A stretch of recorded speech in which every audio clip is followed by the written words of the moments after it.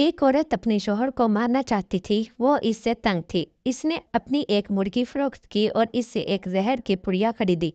फिर वो जहर शौहर के सालन में डालकर इसे खाना पेश किया, मगर हैरत अंगेज तौर पर शौहर को कुछ भी ना हुआ। बीवी को बहुत सदमा हुआ और इसने दूसरे दिन भी 2 मुर्गियां फरोख्त करके चूहों की दवाई खरीदी और फिर इस दवाई को आटे में मिलाकर शौहर के लिए रोटियां पकाई और फिर शौहर को खाना पेश किया।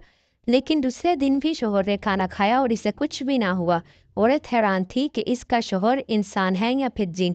सुबह सुबह इसने अपने शौहर की चाय में जहरीली गोलियां डालकर इसे पेश की। फिर चुप कर देखने लगी तो नूर मोहम्मद के घर 10 साल बाद बच्चा पैदा हुआ। नूर मोहम्मद 8 बहनों का इकलौता भाई था। जब बच्चा पैदा हुआ तो पूरे खानदान वालों की खुशी का कोई ठिकाना नहीं था। नूर मोहम्मद ने इसका नाम खलील अहमद रखा। खलील जब 6 माह का हुआ तो एक दिन इनके कोई रिश्तेदार इनसे मिलने आई। जब इस औरत की नज़र खलील पर पड़ी तो इसने कहा कि इस बच्चे की आंखों को देखकर ऐसा लगता है कि ये नॉर्मल बच्चा नहीं। खलील की माँ से ये बात बर्दाश्त न हुई, गो कि वो औरत इनके यहाँ मेहमान थी। लेकिन इसकी माँ ने इस औरत से कहा कि तुम अभी के अभी यहाँ से निकल जाओ, तुम हमारे घर से चली जाओ वरना अच्छा नहीं होगा। औरत नाराज होकर वहां से चली गई। नूर मोहम्मद को जब पता चला तो वो अपनी बीवी पर खफा हुआ। जैसे भी हालात थे इसने जो भी कहा, लेकिन तुझे इसे अपने घर से नहीं निकालना चाहिए था क्योंकि वो हमारे यहाँ मेहमान थी। बीवी ने रोकर कहा कि मैं क्या करूँ, मुझसे बर्दाश्त नहीं हुआ। कितनी दुआओं और मिनटों के बाद अल्लाह ताला ने हमें एक बेटा अता किया और वो बजाय हमें मुबारकबाद देने के बच्चे में ऐब तराश कर रही थी। खलील जब बड़ा हुआ तो नूर मोहम्मद ने इसे स्कूल में दाखिल करवाया। अभी कुछ दिन ही गुजरे थे कि एक दिन खलील सुबह सुबह ही स्कूल से वापस घर लौट आया। माँ ने इसे पूछा तो इसने कहा कि मास्टर साहब ने मुझे स्कूल से निकाल दिया। खलील के हाथ में लाल थे। शायद मास्टर साहब ने इसे छड़ियों से सजा दी थी। नूर मोहम्मद को जब पता चला तो वो स्कूल में गया और मास्टर साहब से दरियाफ्त किया कि आपने मेरे बेटे को क्यों मारा और इसे स्कूल से क्यों निकाल दिया। मास्टर साहब ने नूर मोहम्मद से कहा कि भाई, आपका बेटा जब से स्कूल आया है किसी न किसी लड़के से झगड़ा ज़रूर करता है, मगर आज इसने एक बच्चे का सर जख्मी कर दिया था। लड़के के सर से खून बह रहा था। अगर कुछ हो जाता तो इसकी जिम्मेदारी किसकी थी? अब आप अपने बच्चे को समझाइए, तब ही ये स्कूल में इसके पढ़ सकेगा। उम्र बढ़ने के साथ साथ खलील में बढ़ता हुआ गुस्सा बाप को परेशान कर रहा था। कभी एक स्कूल में नाम दाखिल करवाता तो कुछ अरसे बाद वहाँ से नाम खारिज कर दिया जाता। यह सिलसिला काफ़ी अरसे तक चलता रहा। इसने अपने बेटे को प्यार से या फिर गुस्से, दोनों तरीक़ों से समझाने की कोशिश की, मगर खलील के गुस्से में कमी न आई। वो अपने बेटे को मुख्तलिफ पीरों फ़कीरों के पास ले जाने लगा। बदकिस्मती से खलील जाली पीरों के हत्थे चढ़ गया। उन्होंने नूर मोहम्मद से कहा कि आपके बेटे पर जिन्नात का साया है। हमारे इन के मुताबिक आपके बेटे पर एक जिन औरत आशिक है। आप बच्चे को हमारे पास छोड़ जाएं। जब ये ठीक होगा हम आपको वापस कर देंगे। जिन्नात से निजात के लिए इस बच्चे का हमारे पास ठहरना ज़रूरी है। मरता क्या न करता, नूर मोहम्मद को मजबूरन इस पीर की बात माननी पड़ी। उन्होंने बेचारे खलील को मार मार कर बेहोश कर डाला। जब फिर होश में आया तो दोबारा मारना शुरू कर देते। इसी तरह मार का ये सिलसिला जारी रहा। आखिरकार बेहोशी की हालत में वो खलील को घर छोड़कर चले गए और ये दावा किया कि जब ये होश में आएगा तो ठीक हो जाएगा। मगर अफसोस कि जब खलील को होश आया तो इसकी तबीयत पहले से ज़्यादा ख़राब थी। गुस्से के साथ साथ अब इस पर खौफ भी तारी होने लगा। अब खलील के लिए स्कूल में मज़ीद तालीम हासिल करना मुश्किल था। बाप ने एक वर्कशॉप पर इसे खड़ा किया किसी आदमी के साथ, ताकि वो कुछ काम सीख ले। वर्कशॉप का मालिक नूर मोहम्मद का दोस्त था। वो इसे अपना भाई समझता था और खलील को अपना बेटा। वो खलील से नहायत शफकत से पेश आया ताकि इसका दिल लगा रहे। वो खलील को अच्छी अच्छी नसीहतें करता, कहानियाँ सुनाता। खलील जब बढ़ा हुआ तो इसने इस ख्वाहिश का इजहार किया कि मैं भी अपनी एक अलग वर्कशॉप खोलूँगा।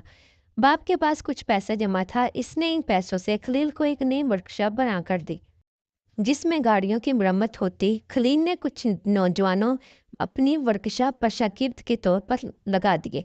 इसी तरह ये सिलसिला काफ़ी अरसे जारी रहा। वालिदैन की ख्वाहिश थी कि वो खलील की शादी कर लें, मगर जब उन्होंने अपने बेटे से बात की तो खलील ने कहा कि मैं अभी शादी नहीं करना चाहता।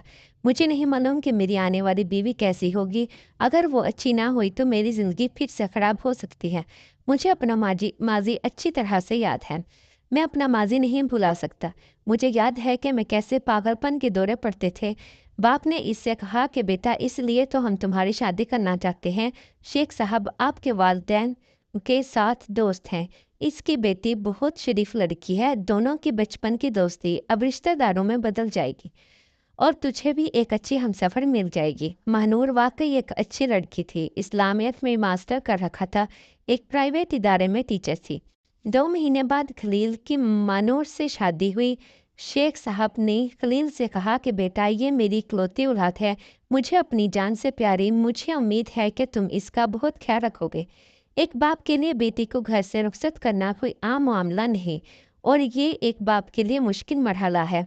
लेकिन मुझे इस बात की उम्मीद है कि इस घर में जाकर बेटी को अजनबियत महसूस नहीं होगी। खलील ने शेख साहब से कहा कि अंकल, आप बेफिक्र रहें, सब कुछ बहुत अच्छा चल रहा था। खलील ने अपनी नई जिंदगी का आगाज़ किया। महानूर इसकी सोचों से भी ज़्यादा अच्छी साबित हुई, मगर कुछ लोगों को किसी की खुशियां बर्दाश्त नहीं होती।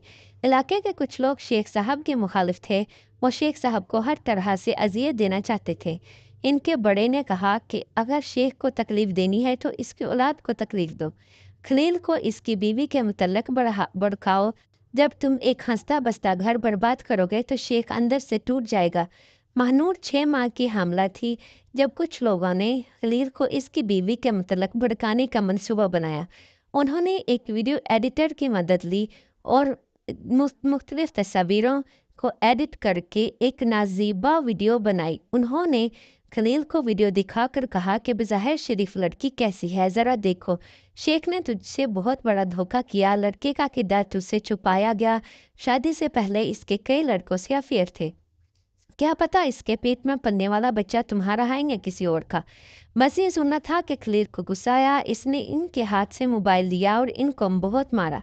खलील की आंखों में खून उतर आया। उन्होंने खलील से मार तो खाई मगर अपने मकसद में कामयाब हो गए। वो खलील को भड़काने में कामयाब हो चुके थे। इन्हें मालूम था कि खलील अब घर जाकर कुछ न कुछ ऐसा ज़रूर करेगा जो घर का सुकून बर्बाद करेगा। वो गुस्से की हालत में घर में दाखिल हुआ तो महानूर फ़ोन पर किसी से बात कर रही थी और मुस्कुरा रही थी। शक अभी जो हुआ तो इसके दिल में पहुंच चुका था। इसने बगैर किसी तहकीक के महानूर पर डंडों से हमला किया, इतना मारा हत्ता कि वो बेहोश हो गई। हालांकि वो अपने बाप से बात कर रही थी। कुछ ही लम्हों बाद खलील को एहसास हुआ कि इसने अपनी बीवी को ज़रूरत से ज़्यादा मारा है। इसे खुद पर यकीन नहीं आ रहा था कि इसने क्या कर दिया। महानूर के अलावा इसे अपने बच्चे का भी एहसास होने लगा। वो जल्दी से अपनी बीवी को एक अस्पताल में ले गया, मगर अस्पताल पहुंचकर डॉक्टरों ने महानूर की मौत की तस्दीक की और इसके पेट में पलने वाले बच्चे भी फौत हो चुका। डॉक्टरों के मुताबिक महानूर के सर पर गहरी चोटें आई थीं। इसने इधर ही अपना सर पीटना शुरू कर दिया। मेरी बदबख्ती ये, मैंने क्या किया? मैंने अपने हाथों से ही अपनी दुनिया बर्बाद की, मगर अब अपनी गलती पर पछताने का कोई फ़ायदा नहीं था। जो नुकसान होना था वो हो चुका था। अब वो अपने बेटे और बीवी की ज़िंदगी दोबारा नहीं ला सकता था। शेख साहब को अपनी बेटी का बहुत सदमा हुआ। इसने जब यह खबर सुनी तो दुनिया से चल बसे। इस वाक़े के बाद खलील घर से गायब हो गया और एक दरबार में फ़कीर का भेष बदल कर रहने लगा। असल में इसने अपना भेष नहीं बदला था। इस हालत में पहुंच चुका था कि वो फ़कीर लगता था। कोई शख्स इसे पहचान नहीं सकता था। कई महीने गुजर चुके थे, ना इसने अपने बाल कटवाए ना ही दाढ़ी। घर वाले इसे तलाश करते रहे मगर वो बाजियाब होना हो सका। किसी को कुछ खबर नहीं थी कि वो कहाँ गया। आखिरकार खलील के घर वालों ने यही समझा कि वह वापस नहीं आएगा। वो मर चुका है या किसी ने अगवा कर लिया। तकरीबन 2 साल बाद इसी मोहल्ले का एक बंदा दरबार गया तो इसने खलील को पहचान लिया। इसने इसके बाप को बताया। बेचारा बूढ़ा बाप अपने बेटे की खातिर दरबार गया। इसे खलील को देखकर हैरानगी हुई। इसे यकीन नहीं आ रहा था कि यह वही खलील है जो बड़ी मुश्किल से वो खलील को राजी करके घर ले आया। खलील महानूर की कब्र पर गया, बहुत रोया। खलील के वालिदैन अब दोबारा इसका घर बसाना चाहते थे, मगर मसला ये था कि अब कोई बाप अपनी बेटी इसे देने को तैयार न था, क्योंकि महानूर का वाक़या सुन चुके थे। आखिरकार 1 साल के मुसलसल कोशिश के बाद खलील का एक ऐसी औरत से रिश्ता तय हुआ जो तलाक याफ्ता थी और बदकिस्मती से इसके हाथों भी शोहर का कत्ल हो चुका था। जब दोनों का रिश्ता तय हुआ तो मोहल्ले वालों ने खूब मजाक उड़ाया और कहने लगे کہ اب دیکھتے ہیں کہ کون کس کو مارتا ہے۔ دونوں ہی قاتل ہیں، ایک نے اپنے شوہر کی جان لی تھی جبکہ دولہا صاحب نے اپنی بیوی کو مارا تھا۔ جب دونوں کی شادی ہوئی تو شروع میں دونوں ایک دوسرے کو سمجھنے کی کوشش کرتے رہے۔ دونوں ایک دوسرے کو بڑی ہی محتاط نظروں سے دیکھتے۔ خلیل نے ایک دن دکان پر کام کرنا شروع کیا اور اس کی بیوی شاکرا نے گھر کو سنبھالا۔ کچھ عرصہ بعد شاکرا نے اپنی اصلیت دکھانا شروع کی۔ خلیل کے والدین کے ساتھ اس کا رویہ اچھا نہ تھا۔ جب وہ دکان پر جاتے تو پیچھے وہ خلیل کی ماں سے جھگڑا کرتی، اس کے باپ کے ساتھ بدتمیزی کرتی۔ خلیل اسے سمجھاتا کہ میں نہیں چاہتا کہ اب کسی کے ساتھ سختی سے پیش ہوں۔ تم میرے ساتھ بھلے جیسے سلوک کرو لیکن میرے والدین کے ساتھ برا سلوک مت کرو۔ مگر وہ عورت باز نہ آئی۔ اب اس نے خلیل کو ختم کرنے کا فیصلہ کر لیا۔ اس کے دل میں آئی کہ خلیل ایک جان لے چکا ہے، یہ بھی مجھے بھی مار ڈالے گا۔ اس سے پہلے کہ یہ مجھے مار ڈالے میں اسے ختم کروں گی۔ اس نے خلیل کے بارے میں ایک مفروضہ قائم کر لیا تھا، یہ جانے بغیر کہ خلیل اب بدل چکا ہے۔ خیر اس نے ایک مرغی فروخت کی، دکان سے زہر کی پڑیا خریدی۔ اس نے شوہر کے سالن میں تیار کیا اور سالن میں زہر ڈال دی۔ جب خلیل نے کھانا کھایا اس کے بعد وہ اس انتظار میں تھی کہ اب یہ مر جائے گا، لیکن اسے کچھ نہ ہوا۔ اگلے دن اس نے چوہے مار دوائی خریدی اور اس کو آٹے میں ملا کر شوہر کے لیے روٹیاں پکائی۔ خلیل نے روٹی کھائی مگر اس دفعہ بھی اسے کچھ نہ ہوا۔ وہ حیران تھی کہ اس کا شوہر انسان ہے یا پھر جن۔ تیسرے دن اس کے دماغ میں ایک اور ترکیب آئی۔ اس نے صبح ناشتے میں اپنے شوہر کی چائے کی پیالی میں زہر کی گولیاں ڈال دی اور خود چھپ کر دیکھنے لگی کہ آخر یہ چائے پیتا ہے یا نہیں۔ خلیل نے اپنی بیوی کو آواز دی کہ چھپنے کی ضرورت نہیں، میرے سامنے آؤ شاکرا۔ سامنے آئی تو اس نے کہا کہ اگر مجھے مارنا ہے تو کچن سے چھری اٹھاؤ اور میرا گلا کاٹ دو، میں تجھے کچھ نہیں کہوں گا۔ شاید میرے جرم کی سزا بھی یہی ہے جو میں نے مہنور کے ساتھ کیا تھا۔ جب تم نے پہلی بار مجھے زہر سے مارنے کی کوشش کی تھی تو میری طبیعت خراب ہوئی تھی، لیکن گھر پر نہیں دکان پر۔ مجھے دکان میں الٹیاں آنا شروع ہوئیں۔ جب ہسپتال گیا تو ڈاکٹروں نے مجھے بتایا کہ آپ کو زہر دی گئی ہے۔ میں سمجھ چکا تھا کہ تم نے ہی مجھے مارنے کی کوشش کی، اس لیے میں نے فیصلہ کر لیا کہ اب گھر کی کوئی چیز نہیں کھاؤں گا۔ میں یہاں ہوٹل سے ہی کھانا کھا کر جاتا تھا، تمہارے ہاتھ کی پکی ہوئی روٹیاں نہیں کھاتا تھا۔ اب مجھے یہ بھی معلوم ہے کہ تم نے چائے میں بھی زہر ڈالی ہے اور اس میں زہر ملا دیا ہے۔ میں اپنے آپ سے ہار چکا ہوں، اس لیے میں نے اپنا گھر چھوڑ دیا تھا۔ میں نے 2 سال ایک زندہ لاش کی طرح گزارے۔ مہنور کے بعد مجھے زندگی میں کوئی دلچسپی نہیں۔ اگر تم چاہتی ہو کہ میں مر جاؤں تو میں ابھی چائے پی لیتا ہوں۔ خلیل نے چائے کی پیالی اٹھائی اور ایک سپ لینے ہی لگا تھا کہ شاکرا نے اس کے ہاتھ سے پیالی لے لی اور اپنی غلطی کی معافی مانگی۔ کہنے لگی مجھے معاف کر دو، میں بہت بری عورت ہوں۔ پہلے شوہر کے ساتھ جو حادثہ پیش آیا اس کے بعد بھی اپنی غلطی کا احساس نہ ہوا۔ خلیل نے اس سے کہا کہ میں تجھے کیا معاف کروں، ہم دونوں ہی مجرم ہیں، اب ایک دوسرے کے ساتھ اچھے رویے سے رہ کر ہم مزید جرم سے بچ سکتے ہیں۔ انہوں نے ایک دوسرے کے ساتھ وعدہ کیا کہ وہ ایک دوسرے کے ساتھ مخلص رہیں گے اور کبھی ایک دوسرے کو دھوکہ دینے کی کوشش نہیں کریں گے۔ خلیل اور شاکرا کی شادی کو 10 سال ہو چکے ہیں۔ اللہ تعالیٰ نے ان کو ایک بیٹا اور ایک بیٹی عطا کی ہے۔ دونوں ہی اپنی زندگی میں بہت خوش ہیں، مگر ہر نماز کے بعد وہ اپنی غلطیوں کی معافی مانگتے ہیں۔